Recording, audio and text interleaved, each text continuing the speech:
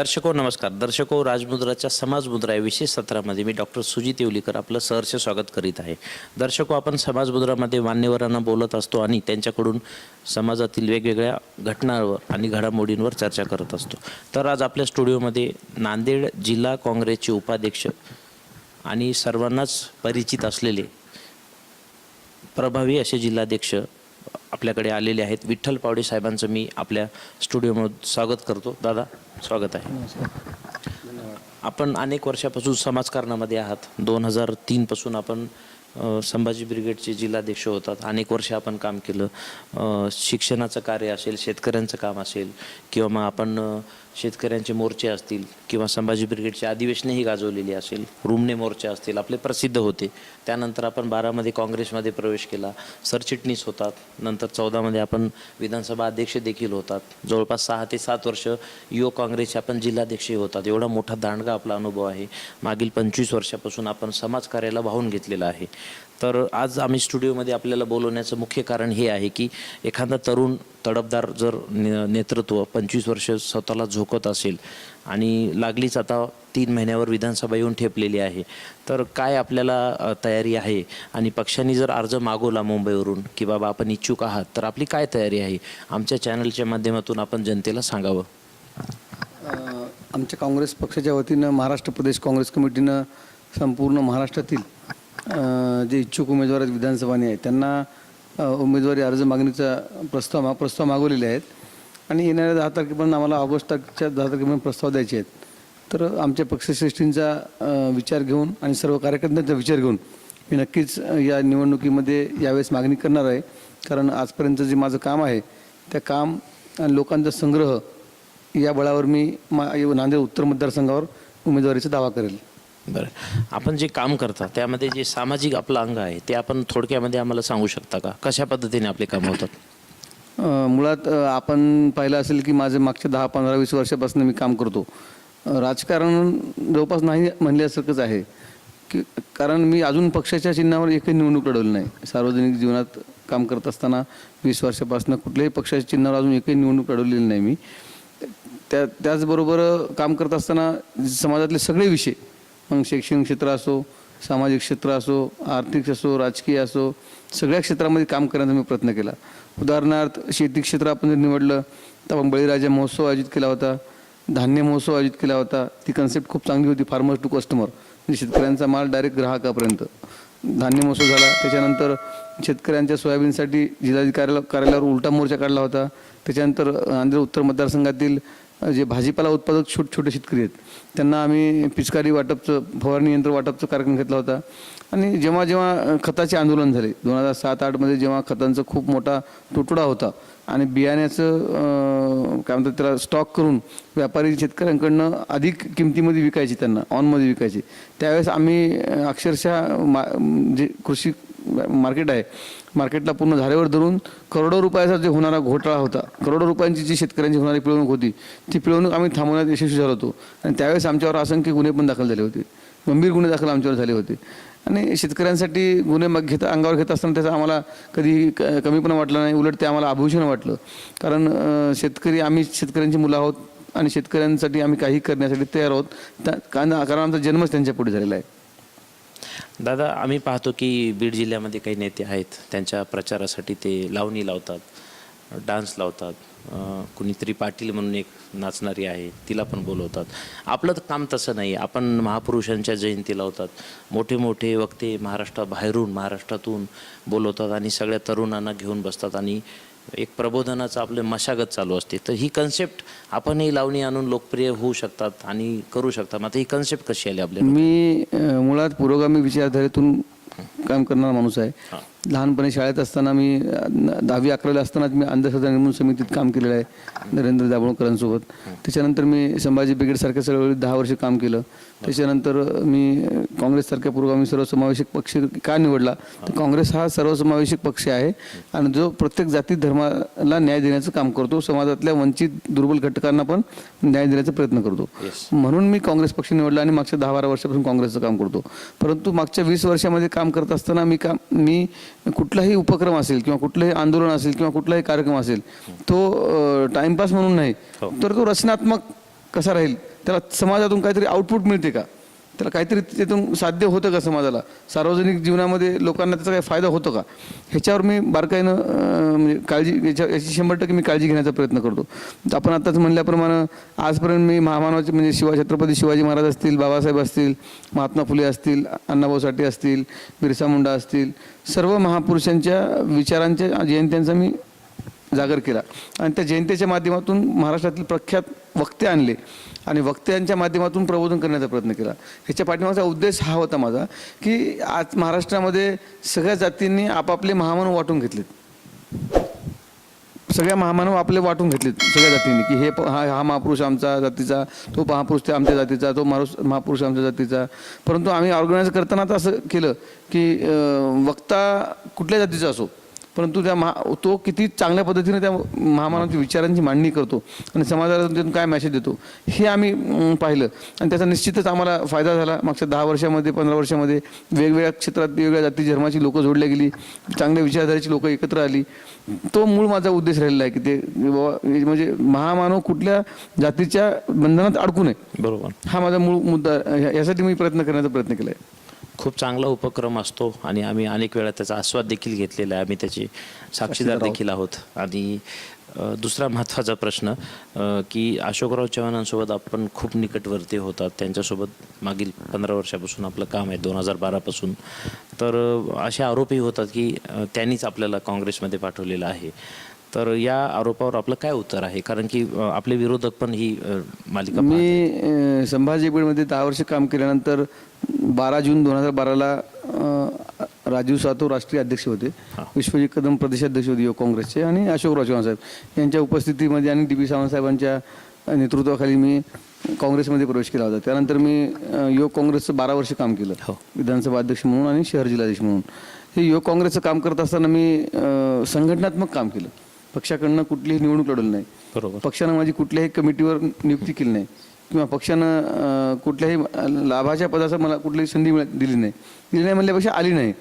आणि 12 वर्ष मी संघटनात्मक काम करत गेलो, लोक जोडत गेलो, पक्ष मजबूत कसा होईल आणि लोक कार्यकर्ते कसे पक्षाला जोडत जातील यासाठी मी माझ्या आयुष्याचा महत्त्वाचा वेळ पैसा खर्च केला पक्षासाठी आणि नेत्यांसाठी. आणि ही तुम्ही म्हणलात ते एक गोष्ट अशी आहे की अशोक चव्हाणांबरोबर तुम्ही निकटवर्ती होता, ही गोष्ट खरी. आता पक्षात काम करत असताना नेता आहे, नेत्याच्याजवळ आम्ही काम करतच असतो. परंतु त्यांनी जेव्हा भाजपामध्ये गेले त्यानंतर आमच्यासमोर प्रश्न असा उभा राहिला की आता पुढं काय, कारण आम्हाला त्या पहिले काँग्रेस म्हणजे अशोक चव्हाण आणि अशोकराव चव्हाण म्हणजेच काँग्रेस असं आमच्यासमोर समीकरण होतं. त्यामुळे आम्ही कधी वरच्या नेत्यांच्या कधी संपर्कात गेलो नव्हतो, कधी याची गरज पडली नव्हती कारण एवढा मोठा नेता असल्यामुळं. त्यामुळं एक खूप मोठा प्रश्न आमच्यासमोर पडला. त्या द्विधा मनस्थितीमध्ये आम्ही काही दिवस थोडंसं न्यूट्रल होतो, परंतु त्याच्यानंतर आम्ही विचार केला की आपण भाजप हा जातीवादी पक्ष आहे, धर्मांध पक्ष आहे, भक्तांची संख्या वाढवणारा पक्ष आहे आणि सतत समाजामध्ये काहीतरी विद्वेष पसरवत राहणं, त्यांची विचारधाराच लहानपणापासून आत्तापासून नाही लहानपणापासूनच भाजपाची विचारधारा ही मला आवडलेली नाही आहे. मुळात यापूर्वी पण मला भाजपकडनं संध्या आल्या होत्या, परंतु मी त्या संध्या नाकारल्या फक्त कशामुळं, विचारधारेमुळं. त्यामुळं आताही तो काही प्रश्न नव्हताच. त्यामुळं माझ्यासमोर पक्ष मी सुरुवातीला यासाठी निवडला काँग्रेस किती विचारधारेमुळं. त्यामुळं विचारधारा ही माझ्यासाठी महत्त्वाची आहे, सर्वसमावेशक विचारधारा, धर्मनिरपेक्ष विचारधारा ही माझ्यासाठी महत्त्वाची आहे आणि पुरोगामी विचारधारा, फुले शाहू आंबेडकरांची विचारधारा माझ्यासाठी महत्त्वाची आहे. म्हणून मी काँग्रेसमध्येच राहण्याचा निर्णय घेतला आणि काँग्रेसचं आज मी प्रामाणिकपणाने काम करतोय. मागच्या झालेल्या निवडणुकीमध्ये लोकसभा निवडणुकीत बघितलं असेल, नांदेड उत्तरच्या भागामध्ये मी जी उमेदवारांनी आणि पक्षाने जबाबदारी दिली ती जबाबदारी पार पाडण्याचा प्रयत्न केला. 2-3 सभाही मी घेतल्या आणि पूर्ण वेळ झोकून देऊन काम करण्याचा प्रयत्न केला. नांदेड उत्तरमध्ये विद्यमान आमदार बालाजी कल्याणकर आहेत, ते शिंदे गटाला रिप्रेझेंट करतात. तर त्यांच्यावर बरेच जनतेची नाराजी दिसत आहे, बरेच ठिकाणी मोर्चे पण आपण पाहिलेत. तर आपल्याला काय वाटतं की ते एक आमदार म्हणून मागच्या 2.5-3 वर्षात कुठे कमी पडलेत? कमी पडल्यामुळे त्यांच्यावर जो सगळ्यात मोठा ठपका बसला आहे की ज्या पक्षानं त्यांना उमेदवारी दिली, ताकद दिली, कार्यकर्त्यांनी काय म्हणतात त्याला रक्ताचं पाणी करून त्यांना निवडून आणलं, म्हणजे काहीच नसताना एक सामान्य कुटुंबातला मुलगा आहे बाबा म्हणून पक्षानं संधी दिली आणि उद्धव ठाकरे साहेब म्हणले की आम्ही पूर्ण ताकद दिली. एवढं सगळं दिलं असताना पक्षानं त्यांना आमदार केलं. त्यांनी त्या पक्षासोबत एकनिष्ठ राहायला पाहिजे होतं, कारण शेवटी माणूस जगतो कशासाठी? प्रतिष्ठेसाठी. कुणाचा पैसा सोबत वर येत नाही, कुणाचा भाऊ सोबत येत नाही, कुणाची प्रॉपर्टी सोबत येत नाही, काहीच सोबत येणार नाही. फक्त शेवटी काय माणसाचं मूल्यप्रमाण होतो मृत्यूनंतर, की बाबा हा माणूस चांगला होता, इमानदार होता, कीर्ती महत्त्वाची. आणि नेमकं तेच बालाजी कल्याणकर या गोष्टी चुकले असं माझं मत आहे. कारण त्यांनी ज्या पक्षानं त्यांना एवढं सगळं दिलं होतं, नगरसेवक केलं होतं, विरोधी पक्षनेता केलं होतं महापालिकेचा, आणि विधानसभा पहिल्यांदा निवडून दिली आणि निवडून पण आले, तर त्यावेळी पक्षासोबत त्यांनी एकनिष्ठ राहायला पाहिजे होतं, अशी सगळ्यात माझीच नाही तर उत्तर मतदारसंघातल्या सर्वच सामान्य माणसाची आणि मतदारांची अपेक्षा आहे. त्या गोष्टीत ते फेल झाले असं मला. आणि लोककार्य जे आहेत, डेली नीड्स लोकांचे आहेत, पाण्याचे प्रश्न, विजेचे प्रश्न, रस्त्याचे प्रश्न, बऱ्याच नांदेड उत्तरमध्ये प्रलंबित समस्या आहेत, लोक कलेक्टरकडे चाललेत, मोर्चे काढत आहेत, यावर आपलं काय मत आहे? नांदेड उत्तर मतदारसंघ हा बहुसंख्य 80% शहरी भाग आहे आणि 20% ग्रामीण भाग आहे. आणि शहरी भागामध्ये महापालिका कार्यक्षेत्र सोडलं तर वाडीचा मोठा भाग आहे, मोठी ग्रामपंचायत आहे जिथं 50,000 लोक राहतात.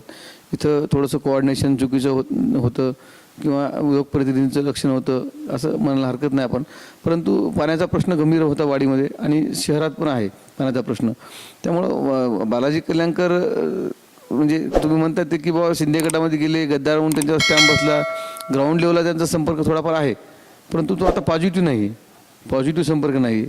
म्हणजे त्यांचं रिप्रेझेंटेशन जे आहे किंवा व्यक्तिमत्व सभागृहात जे म्हणतो आपण, एखादा अभ्यासपूर्ण नेता म्हणून जेव्हा आपण आपल्या नेत्याकडे पाहतो किंवा आपल्या विधानसभेचा लोकप्रतिनिधी म्हणून जेव्हा पाहतो किंवा लोकसभेचा लोकप्रतिनिधी म्हणून जेव्हा आपण पाहतो की तो नेता आपल्या मतदारसंघातल्या छोट्या छोट्या समस्या असतील किंवा नुसतं शैक्षणिक भाग असतील, आर्थिक असतील, आपल्या मतदारसंघातले उद्योगधंदे असतील, आपल्या मतदारसंघातले पाण्याचा प्रश्न असेल किंवा वेगवेगळे प्रश्न असतील, त्याचं किती प्रभावीपणे मांडतो, सभागृहात कसं भांडून आणतो हे महत्त्वाचं आहे.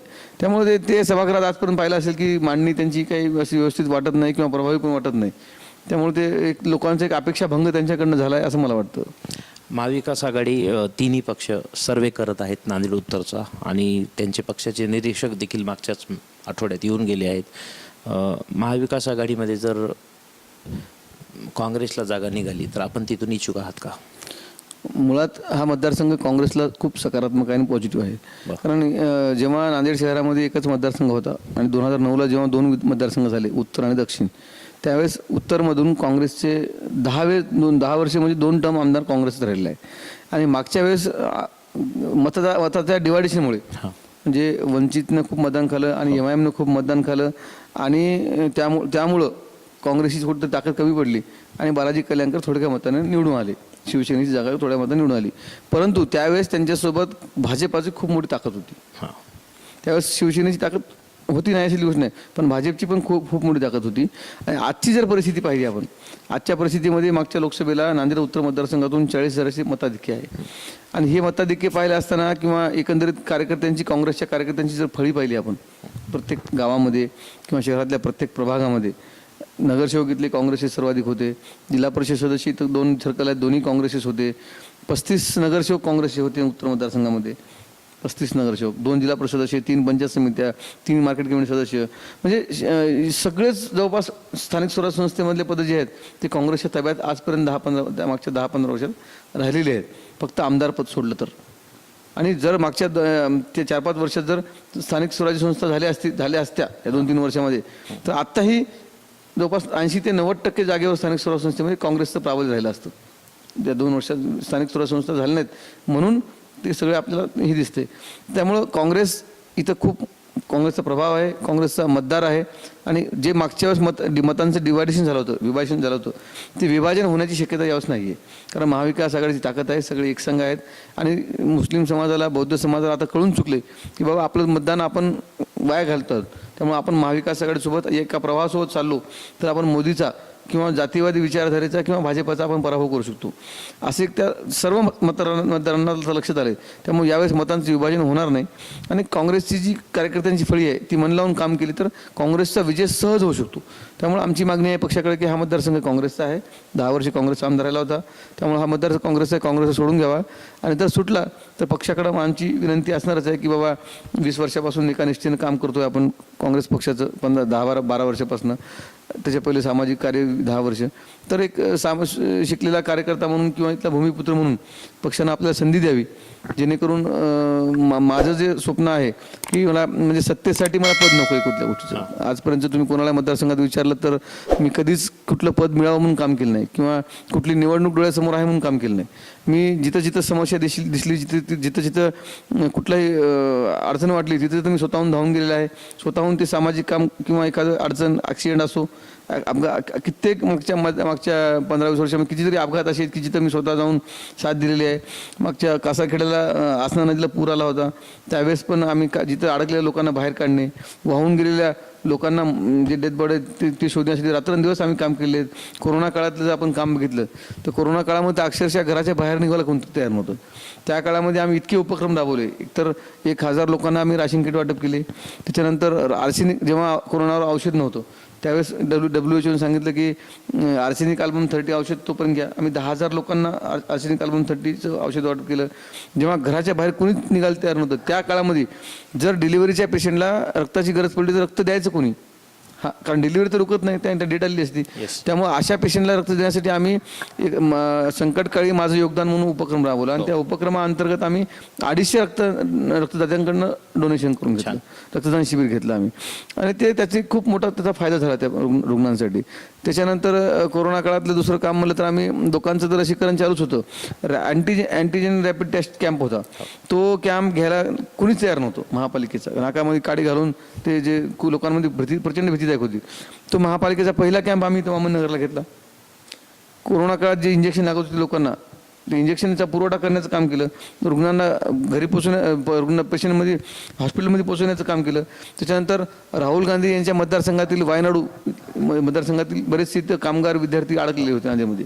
त्यांना आम्ही शासन स्तरावर पाठपुरावा करून ST महामंडळाकडे पाठपुरावा करून त्यांना इथून जाण्याची व्यवस्था करून देण्याचं काम केलं. हे अशा अनेक गोष्टी आहेत. एवढंच नाही तर माणसाचं तर लसीकरण केलंच, परंतु आमच्या नांदेड उत्तर मतदारसंघातल्या 2-2 हजार जनावरांचं लसीकरण आम्ही कोरोनाच्या काळात 2 वेळेस करून घेतलं. जो लंपीचा आजार आला होता, लंपी, त्यामुळे 2 वेळेस जनावरांचं लसीकरण केल्यामुळे आमच्या उत्तर मतदारसंघामध्ये लंपीचे आजार पेशंटच सापडले नाही. जनावरच लंपीचा आजार झाला नाही जनावराला. ही एक अचिव्हमेंट आहे. म्हणजे माझा सांगायचा उद्देश एवढाच आहे की मी जे काम करण्याचा प्रयत्न करतो त्याचा काही ना काहीतरी प्रत्यक्ष लाभ झाला पाहिजे. एक नुसता इव्हेंट किंवा एक काहीतरी उपक्रम केला असं नाही, त्याचा काहीतरी लाभ झाला पाहिजे, तो साध्य झाला पाहिजे जनतेला. हा माझा हे असतो, प्रयत्न असतो. अशोक चव्हाण साहेबांच्या नेतृत्वामध्ये आपण काम केलेलं होतं. बूथपर्यंत कसं काम करावं त्यांची ट्रेनिंग आपल्याला होती, ते त्याच्यामध्ये मास्टर होते आणि ती मास्टर की आपल्याला हासिल झाली 12 वर्षामध्ये. तर हीच मास्टर की आपण लोकसभेचा विजय होण्यासाठी वापरली का? त्यांच्या ट्रेनिंगमध्येच आपण होतात आणि हा विजयश्री कसा खेचून आणला? कारण आपल्याकडे मोठं पद होतं, लोकसभेची जबाबदारी फार 15 दिवसच होते फक्त, ती कशी आपण पार पाडली? प्रत्येकाची काम करण्याची पद्धत आणि शैली ही वेगळी असते. ते खूप मोठे नेते आहेत, त्यांची आपण बरोबरी करू शकत नाही. परंतु उत्तर मतदारसंघापुरतं आम्ही विचार केलात तर आम्ही हे इलेक्शन आम्ही तर खूप परिश्रम घेतले, मेहनत घेतली. मी एकट्यानंच नाही तर का पक्षाच्या प्रत्येक कार्यकर्त्यांनी घेतली, महाविकास आघाडीच्या प्रत्येक कार्यकर्त्यांनी घेतली, राष्ट्रवादीच्या, शिवसेनेच्या. परंतु त्याचबरोबर जनतेने सुद्धा ही निवडणूक हातात घेतली होती. कारण जनतेला एकतर जनतेचा महाविकास आघाडी युती सरकारवर खूप राग होता. कारण त्यांनी जे घोषणा दिल्या होत्या की 15 लाख रुपये देऊ, नोटाबंदी, GST, त्यामध्ये जनता खूप भरडून गेली होती. महागाई एवढी वाढली, पेट्रोलचे दर, सगळ्या गोष्टींचे, गॅसचे दर, डाळीचे दर, सगळ्या गोष्टी, त्याच्यामुळे खूप जनता आधी भरडली होती. त्याच्यानंतर मग त्यांनी भाजपचं जे राजकारण मागच्या 5 वर्षामध्ये फोडाफोडीचं राजकारण, ह्याची ब्लॅकमेलिंग, त्याची ब्लॅकमेलिंग, ED चौकशी वगैरे, त्याच्यामध्येच अशोक चव्हाण साहेब त्याची बळी ठरले असं चर्चा आहे.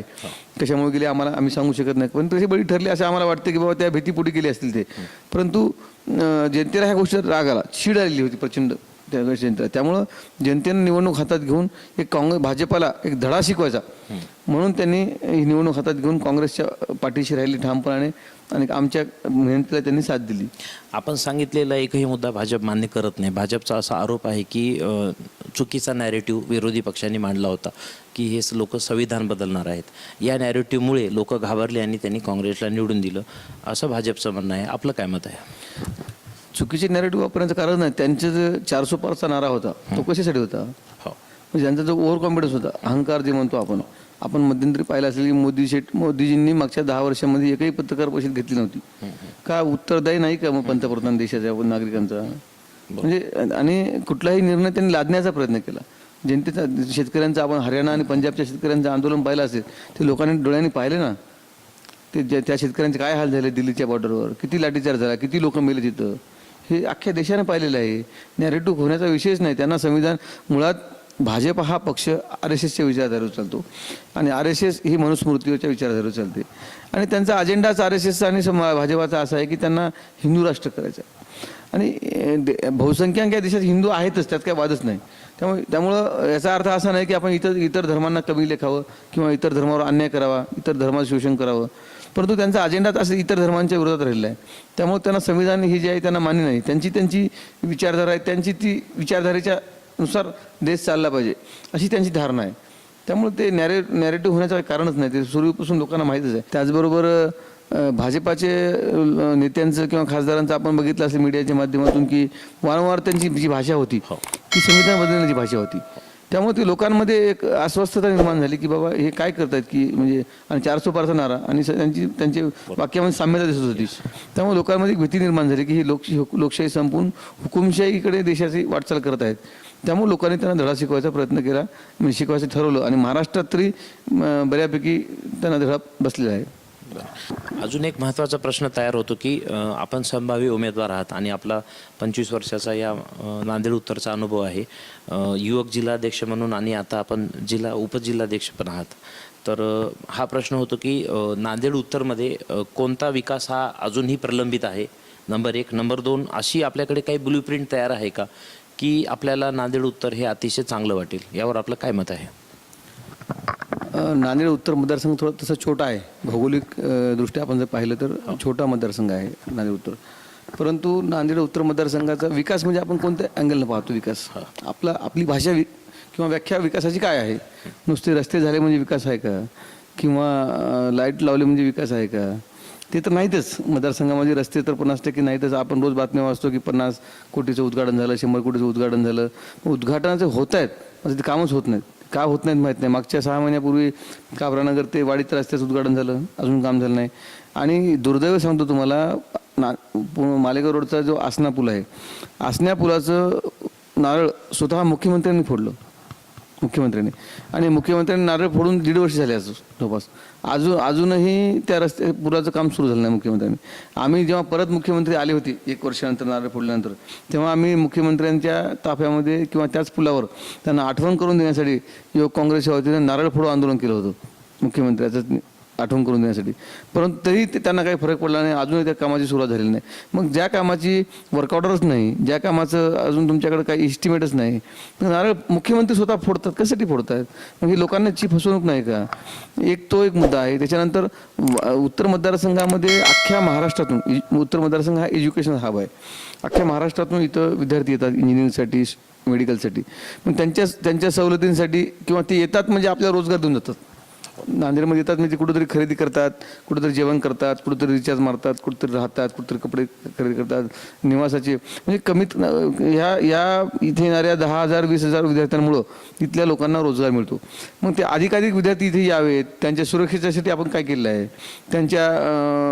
त्यांना अधिक सवलती मिळण्यासाठी आपण काय केलं आहे, किंवा ह्या एज्युकेशन सिस्टीमला सपोर्ट व्हावा म्हणून आपण काय केलं आहे, काय विशेष प्रयत्न केले आहेत, हे महत्त्वाचं आहे. आणि दुसरी गोष्ट, नांदेड उत्तर मतदारसंघाला एक सांस्कृतिक पार्श्वभूमी आहे. खूप मोठे मोठे साहित्यिक इथं होऊन गेलेत. नरद कुरुंदकर असतील, सुधाकरराव डोफोडे साहेब असतील, दत्ता भगत सर आता आहेत, की मोठे साहित्यिक मंडळी इथं राहतात. जगदीश कदम सर आहेत, श्रीकांत देशमुख सर आहेत, अशी मोठी साहित्यिक मंडळी आमच्या भागात राहते. किंवा इथं खूप सांस्कृतिक कार्यक्रम पण इथं आतापर्यंत संपन्न झालेले आहेत. मग त्या सांस्कृतिकचा वारसा जपण्यासाठी कधी काही प्रयत्न झालेत का राजकीय व्यक्तिमत्वाकडनं? हे आपल्याला दिसून येत नाही. एखाद्या मतदारसंघाचा विकास म्हणजे आपण काय पाहतो की बाबा तिथं MIDC आहे का, तिथं रस्ते झालेत का, तिथं लाईट झालेत का, तिथं पुलं झालेत का, चकाचक गेलं की बघ, एवढाच विकास पाहतो. रस्ते याच्या इतकं नाही. परंतु शेतकऱ्यांना, तिथल्या युवकांना परमनंट, म्हणजे इथे एखाद्या आमदारांनी एखादी, जशी पश्चिम महाराष्ट्रामध्ये पतसंस्था आहेत गावागावामध्ये, पश्चिम महाराष्ट्रामध्ये गावागावात दूध डेऱ्या आहेत, गावागावात छोटे छोटे उद्योग आहेत, शेतीवर अवलंबून असलेले गृह उद्योग आहेत. तसे उद्योग व्हावेत किंवा वाढावेत यासाठी कुठलेही राजकीय इथले लोकप्रतिनिधी जे आहेत ते म्हणजे पुढाकार घेऊन किंवा मनातून प्रयत्न करताना दिसून येत नाहीत. एक महत्त्वाची गोष्ट. दुसरी गोष्ट, इथला सांस्कृतिक वारसा जतन करून त्याला अधिक बळ देण्यासाठी किंवा आणखी महाराष्ट्रात नाव होण्यासाठी किंवा नवीन कलावंतांना आपण थोडंसं सपोर्ट केला पाहिजे, मदत केली पाहिजे. ह्यासाठी कोणी प्रयत्न करताना दिसून येत नाही किंवा त्याच्यावर कोणी बोलत बी नाही किंवा त्याचा कोणी गंध बी नाही स्थानिक पुढाऱ्यांना. त्याच्यानंतर मी जे बोललो आता की बाबा काय बोलायचं, दुसरा विषय काय म्हणलो तुम्ही, शैक्षणिक इथल्या सुविधांना सपोर्ट करण्यासाठी कुठला लोकप्रतिनिधी प्रयत्न करत दिसला का तुम्हाला आजपर्यंत? किंवा नांदेड शहरामध्ये हे नीटनेटकं राहिलं पाहिजे, शहर स्वच्छ राहिलं पाहिजे, हे दिसलं का कोणी आतापर्यंत? नांदेड शहरातला मुख्य ऑक्सिजन वाहिनी जी आहे की रोज सकाळी 25,000 ते 50,000 लोक सकाळी ऑक्सिजन घेण्यासाठी स्वच्छ कॅनल रोडला फिरण्यासाठी येतात. हा कॅनल रोड उत्तर मतदारसंघामध्ये 5 किलोमीटरचा आहे आणि सकाळी 50,000 लोक या कॅनल रोडवर सकाळी फिरायला येतात. तर ह्या कॅनल रोड स्वच्छ राहावा यासाठी कोणी लोकप्रतिनिधी कधी प्रयत्न करताना दिसला का? आम्ही प्रयत्न केले. जेव्हा या कॅनल रोडवर दुर्गंधी झाली, कचराचे ढिगारे झाले, आम्ही 2 वेळेस लोकांच्या सहभागातून स्वखर्चानं आम्ही 2 वेळेस स्वच्छता अभियान केलं आणि त्यांना शासनाला दाखवून दिलं की बाबा हे तुमचं काम आहे, तुम्ही करा. पण तरी काही फरक पडला नाही. त्याच्यानंतर आम्ही या रोडला 5 किलोमीटर अंतरावर या रोडला आम्ही वृक्षारोपण केलं 2019मध्ये. एक झाड माझे अभियान हवा करून राबून 5 किलोमीटर वृक्षारोपण केलं रस्त्याच्या दुभाजकामध्ये. नुसतं वृक्षारोपण केलं नाही तर त्याची 4-5 वर्षे आम्ही टँकरनं पाणी टाकून जतणूक केली, त्याचं संरक्षण केलं, त्याला वाढवले झाडं. आज ते झाडांची तुम्ही उंची पहा, 30-40 फुटाची झाडं झालेली आहेत आणि त्या रस्त्याचं एक खूप छान त्या रोडला एक गेटअप आलेला आहे. म्हणजे ते झाडं सावली देतील, ऑक्सिजन देतील, त्या सौंदर्य वाढत आपल्या शहराचं आणि त्याच्यामुळे निश्चितच वाढलेलं आहे. हे आमच्या ग्रुपच्या वतीनं आम्ही केलेलं आहे एक सामाजिक कार्य म्हणून. ह्याच्यामध्ये किती शहराचा फायदा आहे मतदारसंघाचा, परंतु हे कुठला लोकप्रतिनिधी करताना दिसतोय का? काहीतरी कुठंतरी वृक्षारोपण करायचं, फोटो काढायचे एक फक्त उपक्रम म्हणून करताना दिसतात. पण मनातून एखादा उपक्रम उभा करून किंवा आपल्या मतदारसंघासाठी असं म्हणजे व्याख्या, मतदारसंघाचा विकास म्हणजे काय, त्यांच्या भाषेमध्ये एकच व्याख्या, फक्त रस्ते चांगले झाले पाहिजे एवढीच व्याख्या आहे विकासाची. परंतु मतदारसंघाचा विकास म्हणजे हा सर्वांगीण विकास असला पाहिजे. तर माझी ब्ल्यूप्रिंट तुम्ही जर विचारलात की बाबा तुम्ही झाल्यानंतर काय करणार, तर माझा उद्देश तो आहे की बाबा शहराचं सौंदर्यीकरण सगळ्यात महत्त्वाची गोष्ट. मग तो एअरपोर्टचा रोड असेल, कॅनल रोड असेल, शहरातले अंतर्गत रस्ते असतील, जागोजागी स्वच्छता, नीटनेटकेपणा एक गोष्ट. दुसरी गोष्ट, शैक्षणिक सुविधा, येणाऱ्या विद्यार्थ्यांसाठी संरक्षण सुविधा, इथल्या शैक्षणिक हबला सपोर्ट होण्यासाठी काय करता येईल.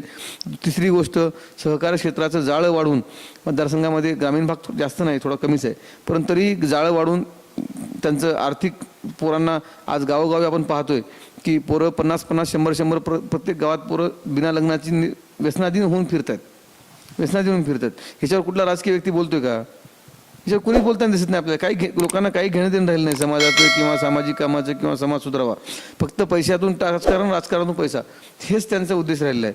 त्यामुळं खेड्यापाड्यातली ही जी परिस्थिती, ही विदारक परिस्थिती आज जी आहे, येणाऱ्या काळात खूप भीषण होणार आहे आणि लोक एकमेकाला म्हणजे तुटून पडतील अशी म्हणजे भयानक परिस्थिती आहे. त्यामुळे त्याला वेळीच कंट्रोल करायचं असेल तर त्यांना एकतर सेल्फ नॉलेज किंवा सजगता देणं तरुणांना आणि त्याच्या हाताला रोजगार देणं. मग सहकार क्षेत्राच्या माध्यमातून असो, कमीत कमी इन्व्हेस्टमेंटमध्ये त्यांना कसं रोजगार मिळेल आणि तो तिथंच राहून कसं हे करू शकतो, जगू शकतो, हे एक मुद्दा आहे. सहकार क्षेत्रात जाळं वाढवण्याचा प्रयत्न करेल. त्याच्यानंतर दुसरा एक मुद्दा आहे की इथले बरेचसे नांदेडमधले बरेचसे हे तरुण व्यवसायाच्या निमित्तानं म्हणा किंवा नोकरीच्या निमित्तानं म्हणा पुणे, मुंबई, बँगलोर किंवा बाहेर देशात सुद्धा राहतात. मग त्यांचे जे आईवडील तिथे राहतात त्यांच्या संगोपनाचा प्रश्न खूप मोठा आहे इथं. त्यांच्या संगोपनाचा जे ज्येष्ठ नागरिक आहेत की त्यांच्याकडे कुणी वेळेवर लक्ष देत नाही. आपण बऱ्याचदा पाहतो की त्यांनी घरातच त्यांची तब्येत बिघडल्यानंतर त्यांना वेळेवर औषधोपचार होत नाही, त्यांना वेळेवर इलाज मिळत नाही. ह्या गोष्टीकडे पण फोकस करणं गरजेचं आहे. माझा तो पण एक प्रयत्न राहील. महाविकास आघाडीला सध्या महाराष्ट्रामध्ये पोषक असं वातावरण आहे आणि आपलं कामाचा आढावा काय आहे आपण आता पाहिलेलाच आहे. दांडगा आपला अनुभव आहे, आपण भूमिपुत्र आहात, इथेच राहतात, चळवळीमधून आपण आलेले आहात, केडर बेस आहात. काय बोलावं, काय बोलू नये, काय काम केलं पाहिजे, किती काम महत्त्वाचं हे आपण खूप छान मांडणी केली आहे. चॅनलच्या माध्यमातून आम्ही आपल्याला वेळोवेळी भेटतच राहू. आपण आम्हाला वेळ दिला त्याबद्दल आम्ही चॅनलतर्फे आपलं आभार व्यक्त करतो आणि आपल्या राजकारणासाठी आम्ही आपल्याला शुभेच्छा देतो. आपण वेळ दिलात, धन्यवाद. नंतर दर्शको, हे होते नांदेड काँग्रेस युवकचे उपजिल्हा अध्यक्ष विठ्ठल पावडे यांच्याशी आपण बातचीत केली. ही मुलाखत आपल्याला कशी वाटली आपण कमेंट बॉक्समध्ये टाकू शकता. सुशिक्षित आणि उच्च शिक्षित प्लस केडर बेस उमेदवार जर आपल्या मतदारसंघाला लाभला तर नागरिकांचा फायदा होऊ शकतो का, या इंटरव्ह्यूच्या माध्यमातून आपणच ठरवा. आणि जर बदल घडवण्याची वेळ आली असेल तर ती संधी साधणार आहेत का हे पण आपण ठरवा आणि आम्हाला कमेंटमध्ये कळवा. इथेच मी आपली रजा घेतो. कुठेही जाऊ नका. बघत राहा फक्त आणि फक्त राजमुद्रा न्यूज लाईव्ह. धन्यवाद. मनोरंजनाचं प्रबोधन, करमणुकीचं उद्बोधन, बातमी अचूक, माहिती बिनचूक. पाहत रहा राजमुद्रा न्यूज लाईव्ह.